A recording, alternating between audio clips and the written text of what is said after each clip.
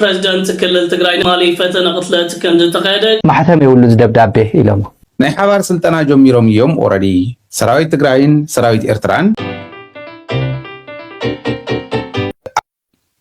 ናይ ሓባር ስልጠና ጀሚሮም እዮም ኦሬዲ ሰራዊት ትግራይን ሰራዊት ኤርትራን በሐንሳብ ኣብ ኤርትራ ኾነ ኣብ ትግራይ ሕዝት ማሰልጠኛ ኤርትራ ከይዶም ይስልጥኑ ነይሮም ዝውልና ዝነበሩ ሕዚ ኣብ ትግራይ ማሰልጠኛ አለው ኤርትራውን ማሰልጠኛ አለው ይብሉለው አየናይ ስልጠና እዩ ኤርትራ አየናይ ስልጠና እዩ ትግራይ ዘይፈለይ ወንበር ኣብ ትግራይ ኮነ ኤርትራ ማሰልጠኛ ማእከላት ተፈልየን ሰራዊት ኤርትራን ሰራዊት ትግራይን በሐባር ምስልጣን ጀሚሩ በሐባር ምድላው ጀሚሩ እዩ ይብሉ بغلت من قد خنرينا تن حواليت عم مخوكم دحريت قداي بغلت من قد خنرينا نحبار سلطنا جمير رمزول وزلو سلطنا ترى حنت يكون نحبار نايت اور مسارحي مئتاون جميرهم يوم يقول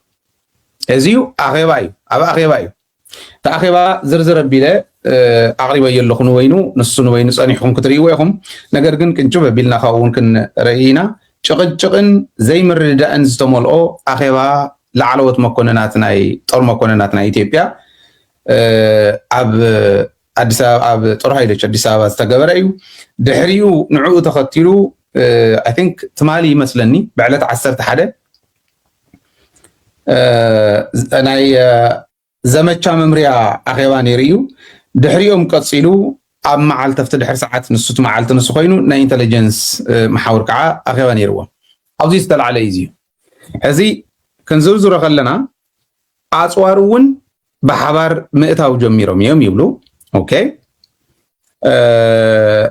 سردرونون نمنتاي حاوي مزبل إمبر يبلو من زبل حتى يبلنان يبلو إذن تقرأيو نيرترا قدماون سردرون نيرواي درون نيروايو سلستقرأي سردرون اللوايو درونون اللوايو نمنتاي حاوي أتزبل جن كتحتت زغل يبلو أصوار جن كحبيرن تقرأين إرتران بحنسابي إتوا خمس اللوا إزارو أبزيوك أوكي كعرقو أيدولين يروم أمونغوم تفاتيرو زنبره أمونغو تفاتيرو زنبره أفلالي ومبر ناي شعبيا ناي وحاتن علامة قدمون إثيوبيا مفراسيو كاب قدمهم علامهم تግራይ ትግርኛ ዝባሃል መስራት እዩ ኣመንጎኦም መፈላላይ ስለ ዝገጠሞም እዮም ገዲፎም መጸኒሖም ሕዚ ግን ሓደ ኮይኖም እዮም ንድሕሪት መምላሰይ ከዓልን እዚ ዘይምእማንውን ለዋህነት እዩ ሰላም ኢልናዮም ኣብዮምና ሰላም ንግበር ኢልናዮም ኣብዮምና ይብሉ ማለት እዩ ዚኣታት ሕስቶ ስለዚህ ኣርባዕተ ነገር ሞንረ ኣብዚ ልዕሎሞ ዘሎ ሓደ ብሓደ ይስልጥኑ ኣለዉ ይብሉ ኣለዉ እንታይ ገደሰካ بحادث سلطن زلو حدا اندحر سلطينو مالتي انا سلطينو ما يولكن كسلطن اللوم قل إلناينا حجون كسلطن اللوم بهاليه يسلطن اللو ويسلطينو يمزبل قن حبريتا يبلنان At Aramco سلطينو من تخوينهم يعيس نايو حقي جغانو حابيرهم سلطينو من تخوينهم حابيرهم وهدت نافترو كنتات كما يكم زملسو يزرارو انتهاليهم جغانو يبالو مخنياتو حابيرهم نمسلطان ترداديهم نمخاد زبقعهم ناي إثيوبيا تግራይ ኮነ ኤርትራ በሊዕ ክነብር ዝብል አተሐሳስባኹም ምዃኑ ኩልና ንርዶይና ስለዚ ትግራይ በሊዕ ክነብር ትግራይ እንታይ ወሓጥኩ ክነብር ይደልን ኤርትራ እንታይ ወሓጥኩ ክነብር ይደልን ናይ ኤርትራ ባሕሪ እንተዘይወሰድኩ ኢላ ትፍክር ዘላ ዓዲ ኤርትራውን ትግራይውን ክልቲአን ብሓንሳብ ከም ዝብላዕ አንተ ተረዲዎም حابيرهم سلطينهم تزمت زلو حج كم يقرنا نملسو مالت يقاديو انت غيرمو يقاديو يتحتاي قالاي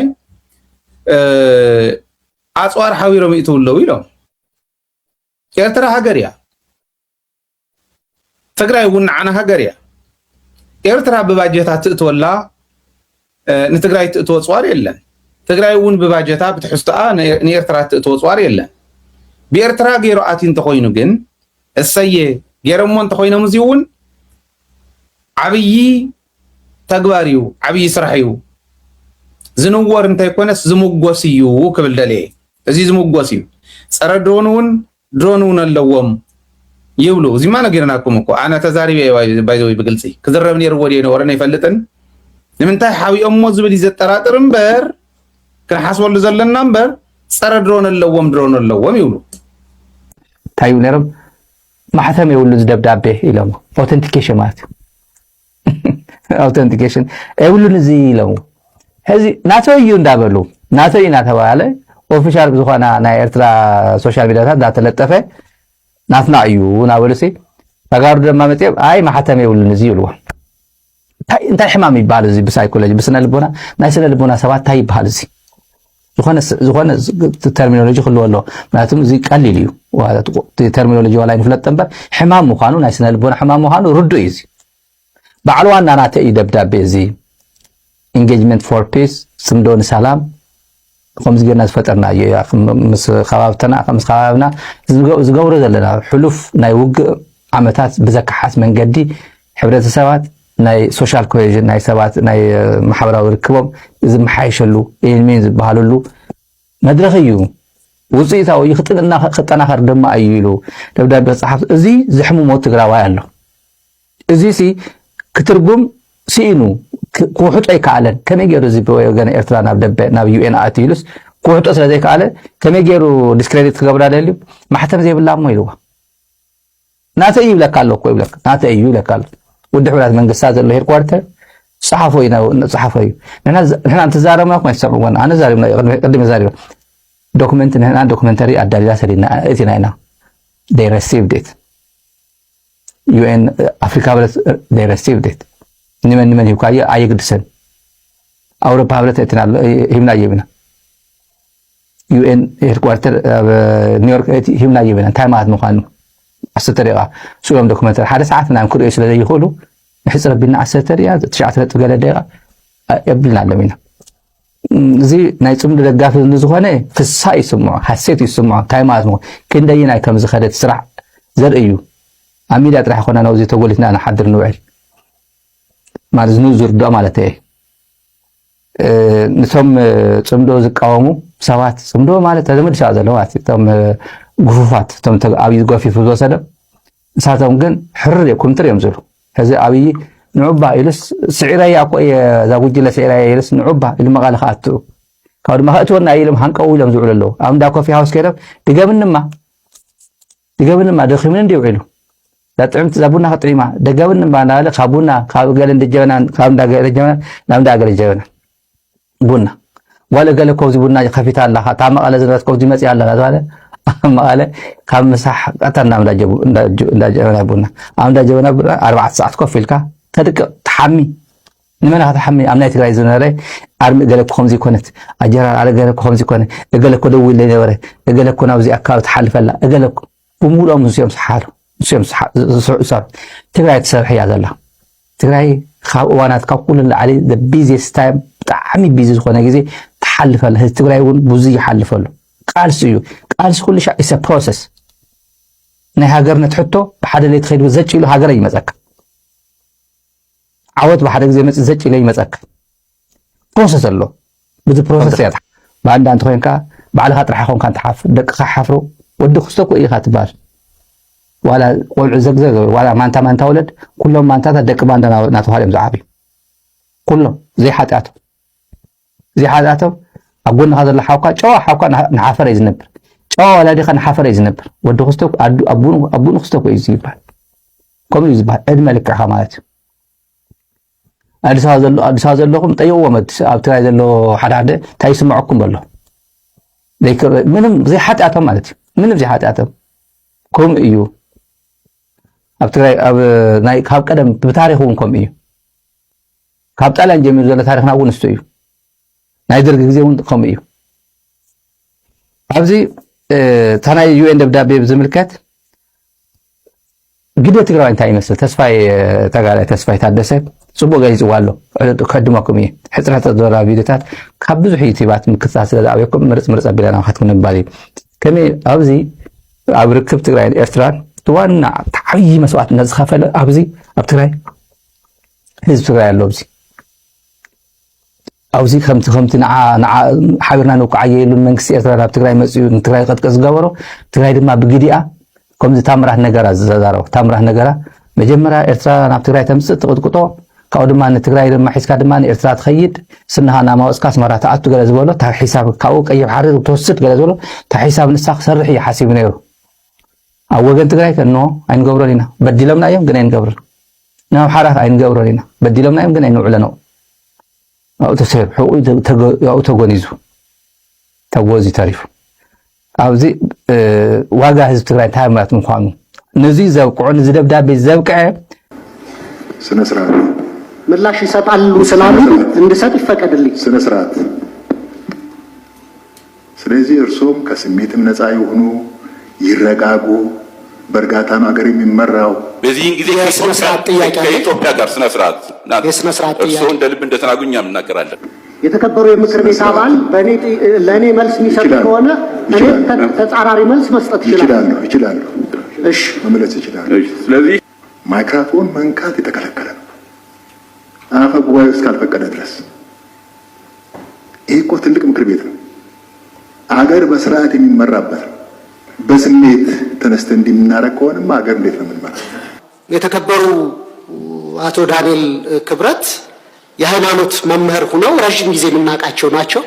ብቸኛው የህዝብ ተወካዮች ምክር ቤት አባሉ ዶክተር ደሳለኝ ጫኔ በምክር ቤቱ መደበኛ ጉባኤ ላይ ማስጠንቀቂያ የተሰጣቸውም በድፍረት ተቃውሟቸውን አሰምተዋል። ይህ በሁሉም የመገናኛ ብዙሃን ተቋማት እንዳይሰራጭ የተከለከለ ቪዲዮ እጅግ በጣም የተለዩና ከተለመደው ወጣ ያሉ ክስተቶችን ሲያስተናግድ ምክር ቤቱ ተረብሿል። ጉዳዩ የጠቅላይ ሚኒስትሩ የማህበራዊ ጉዳይ አማካሪ የሆኑትን ዲያቆን ዳንኤል ክብረትን የተመለከተ ነው። ዶክተር ደሳለኝ ጫኔ ማህበራዊ ትስስርን የሚበጥሱ ይሏቸዋል። ዲያቆን ዳንኤል ክብረት ለኢቢሲ የቦርድ ሰብሳቢ ሆነው እንዲሾሙ በጠቅላይ ሚኒስትር አብይ አህመድ ተመርጠው ፓርላማው እንዲያጸድቀው በተላከ የውሳኔ ሀሳብ ላይ የሚደረግ ክርክር ነው። በዚህ ጊዜ በርካታ የፓርላማ አባላት እንደተለመደው ለዳንኤል ክብረት ያላቸውን አድናቆት እየገለጹ የጠቅላይ ሚኒስትሩን ሹመት እንደሚቀበሉ አስታወቁ። መሀል ላይ ግን አንድ የተለየ ሀሳብ ተነሳ። በፓርላማው ውስጥ ሁሌም ጠንካራ ተቃውሞ በማሰማት የሚታወቁት ብቸኛ ሰው ዶክተር ደሳለኝ ጫኔ ዳንኤል ክብረትን አቶ ዳንኤል ክብረት ብለው በመጥራት ጭምር ተቃውሟቸውን በስሜት አስረዱ። ሰብሳቢ ሆነው እንዲመሩ በቀረቡት አቶ ዳንኤል ክብረት የሃይማኖት መምህር ሆነው ረጅም ጊዜ የምናውቃቸው ናቸው። ቅርብ ጊዜ የመንግስት ተሿሚ ከሆኑ በኋላ ግን እያደረጉት ያለው እንቅስቃሴ ላሉበት የጠቅላይ ሚኒስትሩ የማህበራዊ ጉዳይ አማካሪነት ማይመጥን በዋነኝነት የጦርነት ፕሮፓጋንዳ አሳላጭና አቀጣጣይ ሆነው አግኝቻቸዋለሁ ብዬ አስባለሁ። በዚህ በጣም አዝናለሁ። እሱ ብቻ አይደለም። በሰሜኑ ጦርነት ወቅት የቅድስት ኦርቶዶክስ ተዋሕዶ ፓትርያርክ የሆኑትን አረጋዊውን አባት ብፁዕ አባታችንን ለምዕመኑ ድህነት ለሀገር ደህንነት ስጋት ናቸው ብለው ከአንድ የሃይማኖት መምህር በማይጠበቅ ሁኔታ እነዚህን አረጋዊ አባት ከፍ ዝቅ አድርገው በሚዲያ የተናገሩ ስለሆነ ብዙ ኦርቶዶክስ አማኝም በዚህ ስለተከፋ እና የኢትዮጵያ ብሮድካስቲንግ ኮርፖሬሽን ደግሞ የኢትዮጵያ ሕዝብ 10 ብር በየወሩ ከእያንዳንዱ ቤት እየተቆረጠ የሚተዳደር የቴሌቪዥን ጣቢያ ስለሆነ የጠቅላይ ሚኒስትሩ የማህበራዊ ጉዳይ አማካሪ ሆነው በኢትዮጵያውያን ማህበራዊ ትስስር ከማጎልበት ይልቅ ማህበራዊ ትስስራቸው እንዲላላ በሃይማኖት፣ በብሔር፣ በፖለቲካ አቋማቸው አወዛጋቢ ስለሆኑ የተከበሩ ዳንኤል ክብረት በአማካሪነት መሾማቸውን መቃወም መሆኔን ለመግለጽ ነው። አመሰግናለሁ። ጉዳዩ ቀጠለ። አፈ ጉባኤው ለሌላ የፓርላማ አባላት እድል ሰጡ። እኒህ የዶክተር ደሳለኝ አካባቢና የጎንደር ተወካይ የሆኑ ሰው እድል ተሰጣቸው። ይህኔ ነው ፓርላማው የተረበሸው። እኒህ ሰው ንግግራቸውን ዶክተር ደሳለኝን በመቃወም ነበር የጀመሩት። ለየት ያለ ሀሳብ ከተከበሩ የተነሳውን ጉዳይ በተመለከተ እኔ በጣም ገርሞኛል። ለምሳሌ ከተነሱት ሀሳቦች ጦርነት አሳላጭ በሰሜኑ ጦርነት እንደዚህ ነበሩ። እዚህ ላይ ግን ዶክተር ደሳለኝ ጫኔ በመሀል ገብተው አስተያየት መስጠት እንደሚፈልጉ ሲያስታውቁ ፓርላማው ደነገጠ። በዚህ መሀል አፈ ጉባኤው ዶክተር ደሳለኝን ማስጠንቀቅና ማስፈራራት ጀመሩ። ይሄ አግባብነት አይጠበቅም ከአንድ ምክር ቤት አንድ ይሄ እንዲመዘገብ በዚህን ጊዜ ከኢትዮጵያ ጋር ስነ ስርዓት እርስዎ እንደ ልብ እንደተናጉኛ እናገራለን። የስነ ስርዓት ችግር አድምጠን እናገራለን። ሀሳባቸውን ነው የገለጹ ያለው። የስነ ስርዓት ጥያቄ አለ የለውም። ሞሽኑን ካቀረቡት ጥያቄ የሚያቀርቡት ሞሽኑን ያቀረቡት ወይም በተከበሩ አፈ ጉባኤ እንጂ የተከበሩ የምክር ቤት አባል ለእኔ መልስ የሚሰጥ ከሆነ እኔ ተጻራሪ መልስ መስጠት ይችላሉ። እሺ መመለስ ይችላሉ። ስለዚህ ይሄ ምክር ቤት ነው። የተከበሩ እርሶም ሀሳቦትን አንጸባርቀዋል። ምክር ቤት ነው። ሌላው ምክር ቤት አባል እኮ ሀሳቡን ማንጸባረቅ አለበት። ይሄ ደግሞ መብት ነው። እርሶ በተለያየ መንገድ በዘለፋም ይሁን በተለያየ መንገድ ሀሳቦትን ሲገልጹ ሁሉም ሰው ዝም ብሎ አዳምጧል። እርሶ ባነሱት ሀሳብ ላይ ደግሞ ምላሽና ማብራሪያ ሌላው ሰው ይሰጣል። አፈ ጉባኤው ብቻ አይደለም የሚሰጠው፣ መንግስት ተጠሪ ብቻ አይደለም የሚሰጠው። እያንዳንዱ የምክር ቤት አባል የራሱ መብት አለው። አቋም የመያዝ መብት አለው። ሀሳብ የመስጠት መብት አለው። ስለዚህ እርሶም ከስሜትም ነፃ የሆኑ ይረጋጉ። በእርጋታ ነው ሀገር የሚመራው። ዶክተር ደሳለኝ ጫኔ ያነሱት ሀሳብ ምላሽ ሳይሰጥበት በማስጠንቀቂያና በማስፈራሪያ ንግግራቸው እንዲያቆሙ ከተደረገ በኋላ በጠቅላይ ሚኒስትሩ የቀረበው የሹመት ሀሳብ ሙሉ በሙሉ በዚህ መልክ እንዲጸድቅ ተደርጓል። እዚያ ነው ነገርኩም ትግራይ ድሮን ኣለዋ ፀረ ድሮን ኣለዋ መዓዝ ተጥቀመሉ ንዕኦም ይምልከት ነቶም ናይ ሚሊተሪ ሳይንስን ጥበብን ሰሙያ ንዕኦም ይምልከት መዓዝ ተጥቀመሉ ዝብል ነገር ግን ብትክክል ኣለዋዩ ድሮን ኣለዋይ ፀረ ድሮን ኣለዋይ ካሊ ኣድላይ ዝበሃል መሳርሒ እውን ኣለዋዩ ምክንያቱ ክትብላዕ ተዳሎ እንዳበለካ እንዳሃለወ ካራ እንዳሰሓለ እንዳሃለወስ ንዓበል ክሳደይ በዚ እንሄልካ ኢዱ ጨቢጥካ ክሳዱ ክተሪኦ ይኮን ካን ክትጽበ ዘለካ ካራ ክስሕል ከሎ ካራ ይክስሓለሉ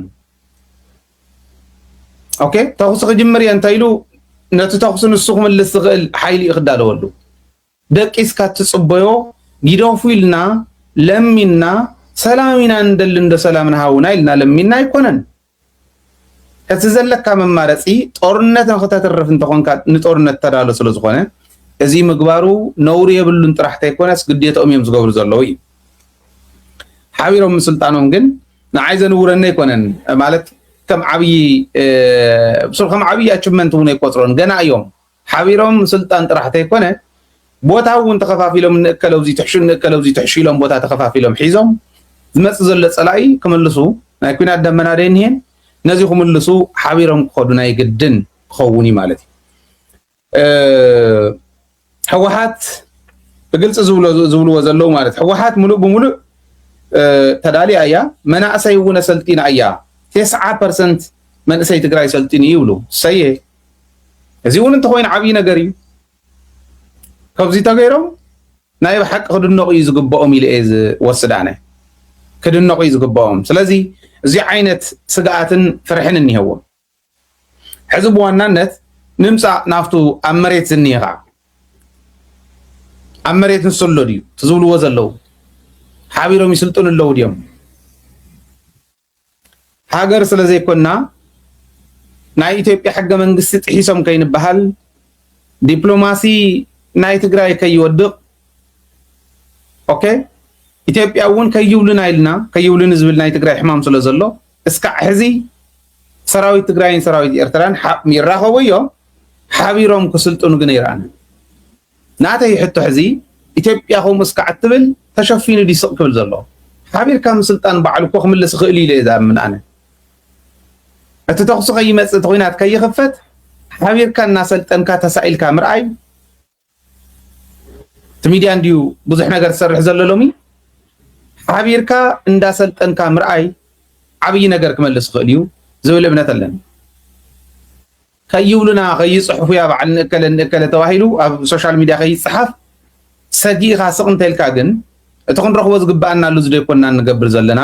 ክሕሰበሉ ዶ የብሉን ዝብል ሕቶ ኣለኒ መንግስቲ ኤርትራ እውን መንግስቲ ትግራይ እውን ክሓስበሉ ዘለዎ እዚ ፕሮፓጋንዳ ወል ኢንተርናሽናል ኮሚኒቲ ትማዕቐብ እውን ክንመፆ ኒና ማዕቐብ እውን ገይሩ ስለ ዘሎስ እቲ ማዕቐብ ከይጠናኸር ካሊእ ማዕቐብ እውን ከይውስኹ እንዳበልና እንዳሰጋእና ንስቕ ንበል ወይስ እታ ኩናት ስለ ዝኾነ ትዕኑ ዓለም መፅያ እውን ኣይተድሕነካን መፅያ እውን ኣይትበልዓካን ኣይተድሕነካን በቃ ኢሪሌቫንት እዩ ናይ ዓለም ኣብዚ እዩ افتح زلنا اللي بفلاي عمت ملوء خرتات إلنا وعل بريتوريا اندي تكبرنا ولنا ندالم منها استقراي دقن وش تنزل له هزبي ندالم منه 3 عمت ملوء صنيحو حزي منقستو مسملسة دحر 3 عمت سرع مسرح مستجمرة أيول له أباسان جول مصيو تيومون معقب قبرنا مريتنا خنا ملس مسولنا رأيتو بدحريت زلو زبر رايو ፕሬዝዳንት ክልል ትግራይ ነበር ትማሊ ፈተና ቅትለት ከም ዝተካየደ ካብ ክልል ትግራይ ሓበሬታታት ይወጻሎ ኣብ ልዕሊ ጸጋይ በረሂው እዚ ፈተነታት ተካይዶ እዚ ተካይዱ ዝርከብ ዘሎ ከምዚ ዓይነት ፈተነታት ብፀሓይ ቀትሪ ዝተፈጸመ ከም ዝኾነ ኣብ ውሽጢ ክልል ትግራይ ከተማ መቐለን ዘሎ ጸጥታዊ ኩነታት ኣብ ሓደገኛ መንገዲ ከም ዝወደቐ ድሕሪዚ ንጸጋይ በረሂ ዘጋጠሞ ከምዚ ዓይነት ኩነታት ተጋሩ ስክፍታታቶም እናገለጹ ይርከብለው ድሕሪ ኩናት ኣብ ዘሎ እዋናት ኣብ ክልል ትግራይ ዘሎ ጸጥታዊ ኩነታት ኣዝዩ ኣሰካፊዮ ሰባት ክቅተሉን ክዝሞቱን ኣብዛ ክልል ንቡር ተግባራት ኮይኑ ዝርከብ ዘሎ ኣካላት ጸጥታን ፖሊስን ትግራይ ነዚ ኩነታት ኣብ ትሕቲ ቁፅጥር ንምእታው ፈተነታት የካይዱ እኮ እንተሃለው ክሳብ ሕጂ ግን ዝጥቀስ ውፅኢት ኣብታ ክልል ክመጽእ ኣይከኣለን ንከምዚ ዓይነት ፕሬዝደንት ነበር ብፀሓይ ቀትሪ ኣብ ልዕሊኡ ፈተነ ቅትለትን ካልእ ነገራትን ምክያድ ማለት ኣብታ ክልል ዘሎ ጸጥታዊ ኩነታት ኣብ ዝተሓተ ደረጃታት ከም ዝወደቐ ዘርዓ ቤት ምልክታት እዩ بوغن حوحات كمون منقصة تقراي نزا أبلعلي زتخيرك كم زعينت فتنة زملكات كساب حجة توهبة زرزراوي حبريتا إلن أب كل تقراي زلو أكتيفيستن نتفت محبراوي مراغبتاتنجن نزا قداي عبيت رستات مهاب زينات ترتاباتن الناس رحلي ركب الله